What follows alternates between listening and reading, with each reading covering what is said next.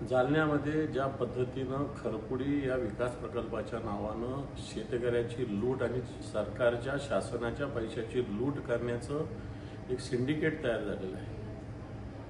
लाख लाख 5-5, 2-2, 5-5, 10-10 लाख रुपयानं एक जमीन खरेदी करायची, नंतर सरकारकडून त्याचा 1,80,00,000 रुपये असा मोबदला घ्यायचा आणि सरकारचे नगरविकास विभागाचे अधिकारी त्याच्यात सामील होण्याचं, सिडकोचे अधिकारी त्यात सामील होण्याचा प्रकार घडला। वारंवार आम्ही तक्रारी केलेल्या आहेत की जवळपास शेकडो एकर जमीन शेकडो शेतकऱ्यांची फक्त 5 जणांनी खरेदी केली आणि आता जो प्रकल्प देवेंद्र फडणवीस सरकारने रद्द केला होता तोच प्रकल्प पुन्हा एकदा नव्याने कसा होऊ शकतो हा आमचा प्रश्न आहे। म्हणून या प्रकल्पाची चौकशी करावी, या प्रकल्पाला स्थगिती द्यावी, अशा प्रकारची मागणी आम्ही केलेली। आम्हाला जी काही माहिती मिळालेली की सिडकोच्या संचालकांनी याचे चौकशीचे आदेश दिले। मी फक्त चौकशीपुरतं सरकारने थांबू नये तर हा सगळा प्रकल्पाला पूर्णपणे स्थगिती द्यावी अशा प्रकारचं आवाहन सरकारला करतो।